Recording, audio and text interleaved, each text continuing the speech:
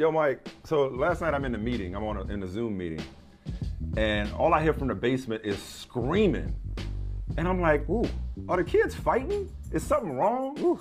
Like, do I need to, regulators round up? Like, what is going on in my basement? I'm like, oh, wait, UConn, UConn is beating NC State. I looked at my phone, like, oh, it's in double overtime, and Paige Beckers is going off. So I didn't see it all transpire live. I had to watch the highlights and the reaction. But an instant classic last night sets the Final Four. South Carolina versus Louisville.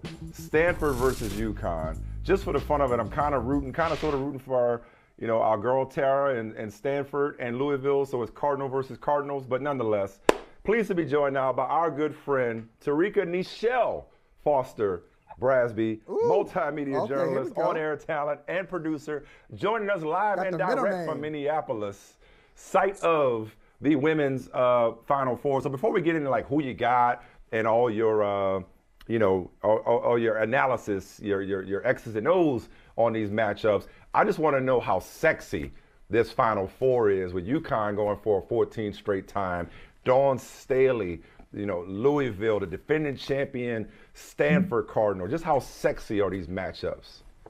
There is certainly no shortage for storylines in this particular Final Four. It is definitely exciting. You have on one side a team that is looking for retribution, okay? South Carolina is upset and they want vengeance. And yeah, they did get Stanford back earlier in the year, but not when it mattered, right? Like, this is when it matters, right? So they're looking to get back so they can claim what they feel is rightfully theirs. Stanford was a team who kind of started off with, man, what's our identity, right? And they figured it out in a hurry. And now they're back in a place to defend their championship. UConn was a team that, historically has always been really good around this time of year. But let's be honest, for a while, without Paige, without AZ, missing some folks, they were stinking up the joint, right? So we were a little bit concerned about what UConn was going to look like, and here they are. And I think the true underdog here is Louisville. Like, I honestly thought they were going to be the one seed who was going to be put out first, and they're still standing and playing the nobody's talking about us card, and it's working. So there is literally no shortage of storylines coming into this Final Four weekend. So Terrika, with all these stars out here, we got to distinguish one. One of them has to stand out. From your eye, who's the favorite? I don't care what Vegas says. Who do you think is the best team here, most likely to be cutting down the nets? Best team here is South Carolina, without a shadow of a doubt, because they have the best player in the nation. They have Aaliyah Boston, and literally, she should be National Player of the Year. She is indeed the most dominant basketball player that I've seen in a very long time. She's certainly been the most dominant basketball player this year. Aaliyah Boston is the engine that makes this team go in so many ways. And so they should be the national champions come Sunday. Will that happen? Who knows? Because all of these teams have fairly good defense. So you're going to need somebody to really show out offensively. You look at what Paige did last night, and you're like, dang, if she gets started, this is going to be tough, right? You look at Haley Van Lith at Louisville. If she gets going, that also can be tough. Then you got Cameron Brink and Haley Jones in Stanford. They can make it difficult for any team when they're on. So literally every team has a star player, right? But I don't think there's any player that's, as able to put a team on her back like Aaliyah Boston. And then you have Dawn Staley for a coach who has been through the trenches and knows exactly what it takes to produce winners. So it should be South Carolina, but we'll see, right? Right, and so that's why. But let's continue the conversation through that prism of South Carolina being the favorite, number one overall seed. You said best player in the country. They don't exactly have the highest scoring offense, and this was an interesting stat for whatever it's worth. Since 2000, no national champion has ranked outside the top 25 in scoring. They were 58th in Division I this year, and they're scoring at slightly less during this tournament. So I'll ask it to you this way. What about the matchup with first Louisville and then potentially UConn or defending champion Stanford could trip up South Carolina, even though you see them as the favorite and the best team and their number one overall seed? At this point, it's about matchups. What about the matchups specifically? Could those other teams exploit? What are South Carolina's weaknesses, in other words? Well, I will say that of all the teams that are currently in the Final Four, Louisville is the team that has the strongest and most prolific defense. Like, they are a team that can surely shut down. I mean, look what they did to Michigan last night. Like, they are a team that has the most shutdown defenders, right? And so when you think about what you just mentioned with South Carolina, they have tendencies to start off a little slower than usual. They have sometimes tendencies in which they aren't always producing and getting Aaliyah Boston worked into that offense quick enough. They have moments where some of their biggest shooters, Destiny Henderson, sometimes they go a little cold, right? And so you can't take all day to get fired up against a Louisville defense, right? They're going to automatically shut you down a little bit. So what you have to do is find your rhythm and find the ways to get busy earlier. I think the biggest thing that you would say, even against a Stanford or against a UConn, because again, even UConn playing North Carolina State, there's a reason it went into double overtime, because UConn was not necessarily cashing in on opportunities. And so I say all this to say that it's really going to be about who's able to separate themselves most offensively. That's the biggest thing. And so if there is an opportunity for, Haley Van Lith or someone else to really separate themselves offensively on a Louisville squad, then yeah, that might present a challenge to South Carolina. The problem is, I don't think Louisville, regardless of how well they defend, can shut down Aaliyah Boston, no matter how long it takes her to get ready. Yeah. When she's on, right? So I just don't know if Louisville has what it takes to shut her down. Michael, Louisville has allowed 70 points, more than 70 points twice all season. Go ahead, Mike. They ain't playing. Yeah, I know. And Terrika, Mike said off the top that his kids were screaming out in the basement watching UConn play. And I think there have been many Connecticut kids over the years who have been screaming about UConn and its excellence. Can you just put this into perspective for us? Because I'm just having a hard time with it. 14 straight Final Fours? What? 14 straight? So, what? How do you? I mean, there are a lot of great programs in the country, and you're going to be covering them. 3 other ones this weekend. How does this happen? I guess that's my simple question. How are they able to do this? You know what? I think if we all knew the answer to that, like, everybody would try to be making like 14 to 15 straight Final Fours, right? Gino Auriemma is just so good at finding talent, right? And he's even better at having them to live up to their potential. I mean, he said last night, and I completely agree with it, if Paige Beckers doesn't realize who she is and doesn't realize what she's capable of doing in the moment that she did, they would not have won that game. And it's absolutely true. Granted, they have plenty of players on their team that have been stepping up all season long. Paige missed 19 games this year. They had a lot of ups and downs because of those absences.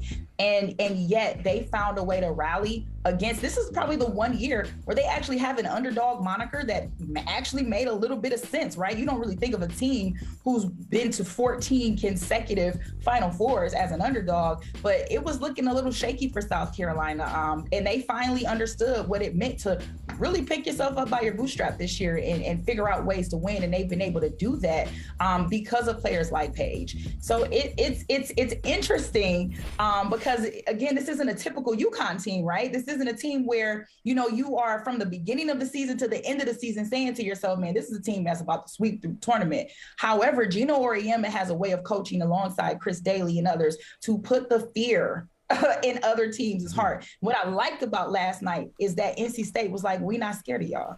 We're not scared of that fear. We are coming to Bridgeport, which is essentially your house, and we're still going to show up and we're still going to play hard. And I think that even furthered the test for UConn, because it really put them in a position where we're going to need all of our players to show up for us, including Paige Beckers. And she absolutely did that in crunch time.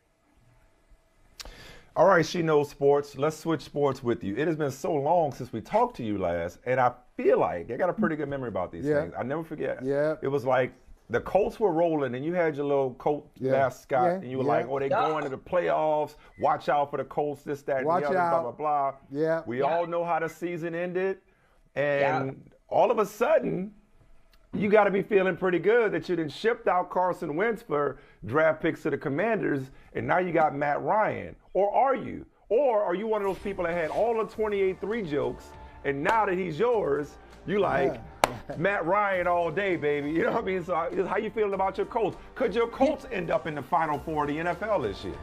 You know what? You know that emoji where dude is just like, that's me right now. Yeah.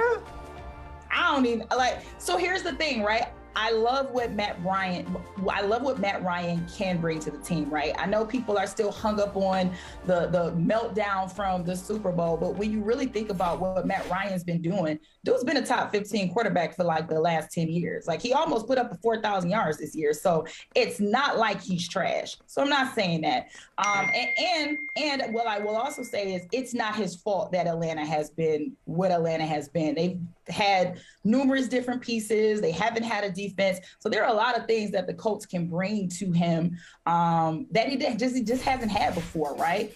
Or at least haven't had in a long while. I also think this was probably the best fit for him, right? You got Jonathan Taylor, who all you gotta do is hand the ball off to, bro, all you gotta do is hand the ball off. That's it. You strike. You don't even have to make no crazy passes. Like, you don't have to do nothing. Straight. Straight. Like, that's all you gotta do. Straight. That's it. However, we do have some questions, right? Like we are missing a left tackle. So, you know, we got to figure out what we're going to do there. We do need another offensive weapon. While Michael Pittman Jr. is great, you know, Julio Jones is still out there. Chris Ballard, because I know you watching the show, Julio is still out there. So there's that. I love what we've been doing defensively. He hasn't played with guys like a DeForest Buckner and a Darius Leonard, and now we got Yannick coming off the edge. So definitely there's potential there. However, I really don't know because I felt good about what we were doing with Carson. So I felt good, and it just didn't work yourself up again. I'm not doing it again. That's right. So look, Mike, should I take it there? Let's go there. It's the story that everybody has talked about for the last several hours. How many hours is it? 24, 48, 72? I don't know. But I feel like we've been talking about it nonstop. Oscars, Will Smith takes offense at Chris Rock's jokes. Doesn't take it as a joke at all. Goes up on the stage and smacks him. And we didn't know at the time. Remember, we were all watching like, hey, is this a bit? Is this a skit? No, it wasn't a skit at all. What did you think of the moment? And now we're at the apology for Will Smith. Your thoughts on this? So in the moment, I thought it was a bit too, right? I was like, there's no way he just walked there and smacked them. And then my sound went like blank for 7 seconds. And, you know, I'm from the east side of Detroit, so I know how to read lips, right? Because when your mom is talking to you and you in church and she's trying to tell you to, but you know what I'm saying? She's trying to tell you to sit down, but you know, she can't really say it. You gotta read her lips. In church. You know, you know what she's saying, right? So I've become an expert at lip reading, and I saw what Will Smith responded to him. And no matter how progressive the Oscars would like to be, they haven't gotten to the point where they're gonna let you speak like that on public television. So that's when I knew it wasn't a joke. And at first, you know, I was taken aback. I was like, wow, he really, like, did that really just happen? That's crazy. And then afterwards, I was just like, you can't behave like that, right? Like you can't just walk on stage and smack somebody no matter how angry they make you. So that's number one. Number two, and I've caught some flack about this on social media, but I come from the perspective of as much as Will wanted to protect Jada, I felt like it was also in a moment where Jada could have protected Will too, because this is a night where we were here to celebrate you. And even though you didn't know that you were going to win, and you had no idea that, you know, you were going to, idea that you were going to be 10 minutes later accepting a Best Actor award. What we did know is that you had a heralded performance. You had an opportunity. There was potential there for you to be glorified in a manner that we hadn't seen a Black man glorified in a very long time at this particular award show. And for the last 3 days, we haven't been talking about how amazing King Richard was or how amazing his performance was. We've been talking about his altercation with Chris Rock, right? And so I come from a place where I also have alopecia. I have cut my hair 3 to 4 times over the last 4 years, because I found out in 2018 that I was diagnosed with alopecia. So I know what that feeling is like, to be bald, to wonder, you know, do people still think I'm pretty? Do people find me attractive? Do I have the confidence to go out into the world knowing what society glorifies as beautiful? Am I still that? So I'm not speaking as just somebody who, you know, wonders what happens. This is someone who has been through it, who has done it, right? So I get that. I also just would not have wanted my husband to go on stage and act that way, right? Our former first lady said, when they go low, you go high. And so that was a moment that I would have rather him handle that differently. Talk to that man afterwards. If you want to slap him outside in the parking lot, handle your business outside in the parking lot. But I just would not have wanted that in that particular moment, right? The other thing I'll say really quickly is personally, I did not find the joke offensive. I'll tell you why. Number one, I didn't find the joke offensive because I don't think G.I. Jane is offensive, right? Like when I think about who G.I. Jane is and what her character was and what she was portraying, to me, that was the epitome of strength in a woman. You were showing the disparities of women in the military. It took a lot of guts to cut your hair bald, which Demi Moore actually did for the role realistically. And on top of that, she showed immense fearlessness and strength in that film. So I personally would not have been offended by somebody saying to me that I'm G.I. Jane as a woman with alopecia, right? But the difference is there are certain confidence and comfortability levels in internal battles that people deal with. And because you don't know someone else's internal battle with what they're dealing with, those are simply jokes that you really cannot make. If you don't know that Jada has ever said to you personally, or has ever said to you or joked around with you or whatever about her condition, you can't make those kind of jokes and expect people to not feel some type of way about it. So, you know, I just think overall things just should have been handled differently. And I do believe that Chris Rock still owes Jada Pinkett Smith an apology for what he said. Because it was meant in jest. You may not have found it offensive, but he meant it as a put down. And Michael and I talked about this. Jada Pinkett is beautiful, period, full stop, with this look. I love the shaved look. I think about Sanaa Lathan. Mike, you ever seen this movie, Sanaa Lathan, and was it Happily Ever After? Yo, she looked good. That's a good look. So the idea that even Demi Moore looked good. So it's just, it was such an antiquated joke anyway to suggest that, you know, woman with shaved head is not attractive. But I'm curious, Terrika, and you've spoken so eloquently. I'm sorry, Michael. Before, I just want to say one thing. One thing. Terrika, if you don't report me to HR, dare I say that Terrika Brasby is beautiful with that look too. I mean, just put it out there. Okay. I'll report you to HR. Beautiful. You can go. Listen, I'm a Leo, Mike. You can go ahead and stroke that ego all day long. I'm cool with that. Oh, okay, good. Well, he speaks for both of us. I was playing it safe. I like, because you know, because I don't know who's in the room with you that may come looking for me. You understand what I'm saying? I was like I didn't want to be too obvious with it with my thirst. But I'm curious. Your journey. And I heard you spoke about it, you referenced it just now. I saw you on CBS News the other night talking about it. Can you talk us through and walk us through your process for how you got to a place of not only peace, but confidence with, you know, your alopecia diagnosis? What was that process and that journey like for you? Well, it was difficult the first few weeks, even the first few days. You know, my husband's a barber. He's a barber by trade and a chef. And I had my husband cut my hair. And he was like, "Are you sure?" And I was like, "Yeah, I'm sure." I went to the dermatologist just simply because I would comb my hair and my hair would just come out, and it would just come out. And then I would look around, like, you know how Black women are. We'd be like, "Girl, you got to get them edges together." Well, sis ain't had no edges. And as you see, I'm cool with seeing it like this because I've gotten to a point where it is what it is, right? And the beauty supply store is full of wigs and full of hair. So I never have to worry about it. But in the beginning, it was like, wow, my hair is continually falling out no matter what drugs I take, no matter how many over-the-counters, no matter how many things I see, I can't stop it. So I went to see a dermatologist and they did a biopsy and results came back. We took some more tests, results came back that I had alopecia.